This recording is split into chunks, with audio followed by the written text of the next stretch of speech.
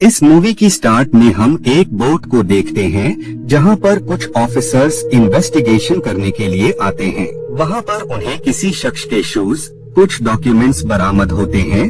लेकिन उन्हें वहां पर वो शख्स नजर नहीं आता है जिसकी सर्च में वो लोग वहां पर आए थे। उसी दौरान ही वहां पर अर्थक्वेक आ जाता है जिसकी वजह से बिल्डिंग डिस्ट्रॉय होने लगती है और पानी में काफी तेज तूफान आने लगता है, जिस वजह से लोग डरकर इधर उधर भागने लगते हैं। अचानक से आए हुए इस अर्थक्वेक की वजह से लोग काफी ज्यादा डर गए होते हैं, जिस वजह से साइंटिस्ट इस बात का पता करने का डिसाइड करते हैं कि ये झटके आखिर अर्थक्वेक की वजह से आ रहे हैं या फिर इसके पीछे कुछ और ही वजह है। ऑफिसर उन लोगों को रेस्क्यू कर रही होती हैं जो कि उस अर्थक्वेक की वजह से बहुत ही बुरी तरह घायल हो गए थे। उसी दरमियान सी में धुआं उठने लगता है। उसे देखकर ऐसा लग रहा था कि सी का पानी बहुत ही ज्यादा गर्म हो गया है, जिस वजह से वो भाप बनकर उड़ रहा होता है। वहाँ पर कुछ लोग मौजूद होते हैं जो कि इस मोमेंट को कैमरा में रिकॉर्ड करके इंटरनेट पर अपलोड कर रहे होते हैं।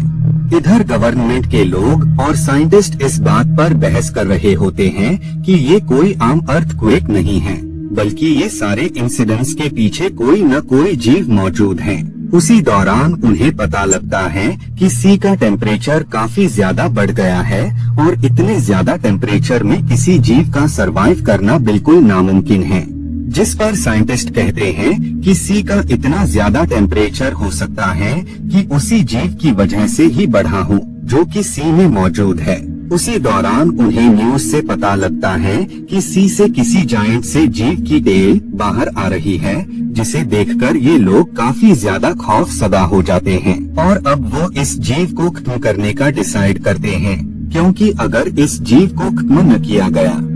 तो आज नहीं तो कल ये जीव इंसानों को ही खत्म कर देगा। वो जीव आगे बढ़ने लगता है। उसके वे में काफी सारे शिप्स और बोट्स नजर आती हैं, जिन्हें वो कुचलते यानी तबाहो बर्बाद करते हुए आगे बढ़ने लगता है।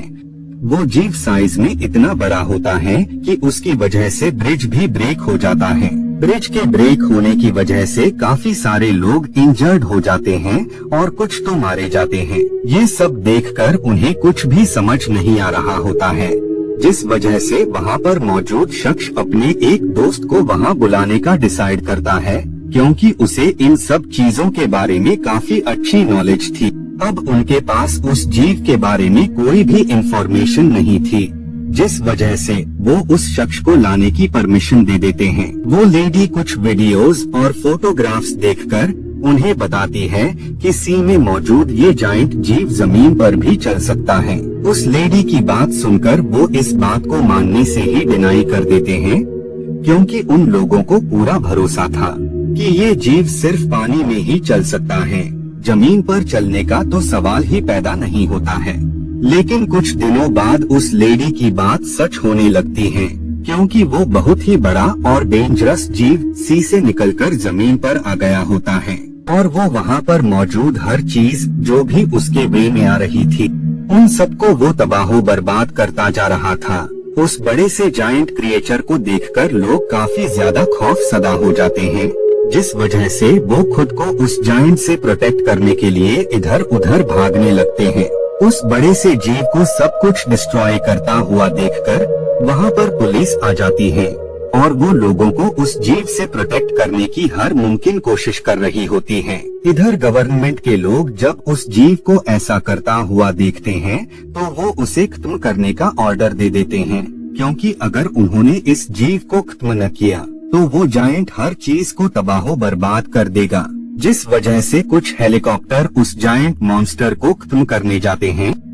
लेकिन वो इस वजह से रुक जाते हैं क्योंकि उस जायंट के आसपास काफी सारे लोग मौजूद थे और अगर उन्होंने अटैक किया तो इससे गॉडजिला के आसपास मौजूद लोगों की भी जान को खतरा हो सकता था, जिस वजह से वो बिना हमला किए बगैर ही वापस लौट जाते हैं। इधर उन लोगों में से एक लड़का बाकी सब लोगों को बताता है कि उसने गॉडजिला के अंदर से निकले हुए ब्लड को रिसर्च के लिए अमेरिका भेजा है, ताकि हमें इस बात का पता लग सके कि आखिर इस बड़े से जायंट को कैसे खत्म किया जा सकता है। गॉडजिला पर और भी ज्यादा रिसर्च करने पर इन्हें पता लगता है कि उस जायंट को एनर्जी रेडियो एक्टिव रेस से मिलती है, जिसकी वजह से ही वो इतना ज्यादा पावरफुल है। बाद में ये लोग गॉडजिला के बारे में जानने के लिए उस रिपोर्ट का सहारा लेते हैं, जिस शख्स की फाइल उन्हें बोट से बरामद हुई थी। असल में वो शख्स काफी वक्त से सी में हो रही हलचलों पर नजर रख रहा था और उसने ही सबसे पहले गॉडजिला को देखा था, जिस वजह से ही उसने गॉडजिला के बारे में काफी ज्यादा रिसर्च करके उन्होंने फाइल में ज्यादातर चीजें मेंशन की थी। लाइक गॉडजिला को एनर्जी रेडियो एक्टिव रेस से मिलती है और इसके साथ ही ये मेंशन होता है कि गॉडजिला का साइज लगातार बढ़ता जा रहा है और जल्द ही उसे खत्म न किया गया तो वो आने वाले वक्त में सारे इंसानों को खत्म कर देगा। वो लोग गॉडजिला के बारे में और भी ज्यादा इंफॉर्मेशन हासिल करना चाहते थे, जिस वजह से वो गॉडजिला को अमेरिका ले जाने का डिसाइड करते हैं ताकि वो उसके बारे में ज्यादा से ज्यादा इंफॉर्मेशन हासिल कर पाए। लेकिन उनके सामने प्रॉब्लम ये होती है, आखिर वो गॉडजिला को कैसे ले जा सकते हैं। लेकिन जब उन्हें कोई भी सॉल्यूशन नहीं मिलता है तो वो इस आइडिया को ड्रॉप करके उस आइडिया पर काम करने लगते हैं कि आखिर वो गॉडजिला को जमीन पर आने से कैसे रोक सकते हैं।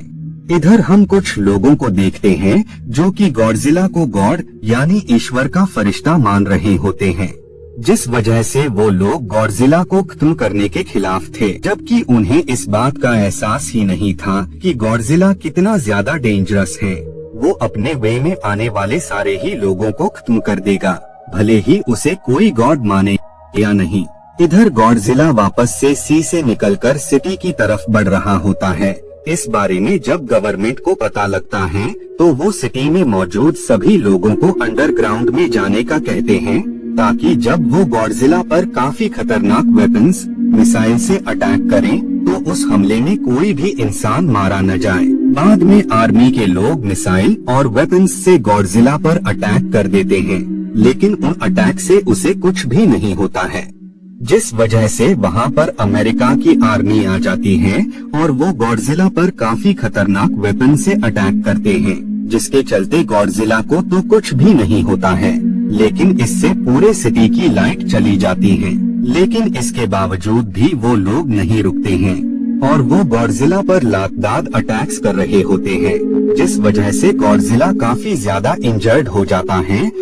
और उसकी बॉडी से काफी ज्यादा ब्लड निकलने लगता है। लेकिन कुछ पलों बाद ही उसकी पूरी बॉडी में पर्पल लाइट निकलने लगती है और अब वो अपनी पावर्स की हेल्प से वहाँ पर सब कुछ डिस्ट्रॉय करने लगता है, बिल्डिंग, हेलीकॉप्टर और भी बहुत कुछ। गॉडजिला की पावर इतनी ज्यादा बढ़ जाती है कि अब तो उसकी पूरी बॉडी से ही पर्पल लाइट निकलने लगती है, जिस वजह से वो हर चीज को डिस्ट्रॉय करता जा रहा था। नेक्स्ट डे अमेरिकन और बाकी लोग काफी ज्यादा फ्रस्ट्रेट होते हैं, क्योंकि उन्हें बिल्कुल भी समझ नहीं आ रही होती है कि आखिर गॉडजिला को कैसे खत्म किया जा सकता है। काफी ज्यादा डिस्कस करने के बाद वो प्लान बनाते हैं कि गॉडजिला को फ्रीज करके उसे मारा जा सकता है, क्योंकि वो इतना ज्यादा पावरफुल है कि उसके आगे सारे वेपन्स बेअसर हैं। इसके साथ ही इनके पास दूसरा प्लान भी होता है कि वो मिसाइल से इतना बड़ा अटैक करें कि गॉडजिला खत्म हो जाए, लेकिन इन्हें इस बात का डर था उस हमले से इनका पूरा शहर भी डिस्ट्रॉय हो सकता था। बाद में जब ये गवर्नमेंट अपने दोनों आइडिया के बारे में बात करते हैं तो गवर्नमेंट इन्हें पहले वाले आइडिया पर काम करने का कहती है। इधर उन्हें पता लगता है कि आखिर उस शख्स को गॉडजिला के बारे में कैसे पता लगा। वो उसे बताता है कि उस शख्स की वाइफ की डेथ रेडियो एक्टिव रेस की वजह से हुई थी, जिस वजह से उसने इस चीज के ऊपर रिसर्च करना स्टार्ट कर दिया था। उसी रिसर्च के दरमियान ही उन्हें गॉडजिला के बारे में पता लगा, जिस वजह से उन्होंने गॉडजिला के बारे में अपनी रिसर्च में मेंशन किया था।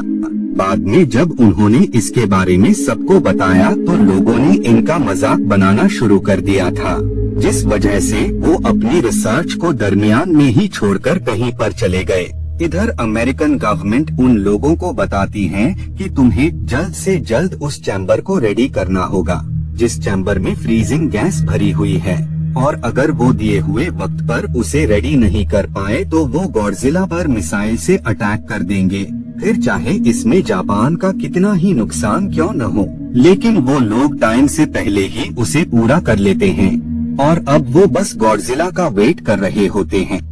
बाद में गॉडजिला वहाँ पर आकर सब कुछ डिस्ट्रॉय करने लगता है, जिस वजह से वो लोग उस पर काफी सारी मिसाइल से अटैक भी करते हैं। लेकिन गॉडजिला उनके सारे ही पैंतरे को फेल करता जा रहा था। बाद में जब गॉडजिला थकने लगता है तो उसी पल ही ये आसपास की बिल्डिंग पर हमला करके उसके ऊपर गिरा देते हैं, जिससे गॉडजिला उनमें दब जाता है।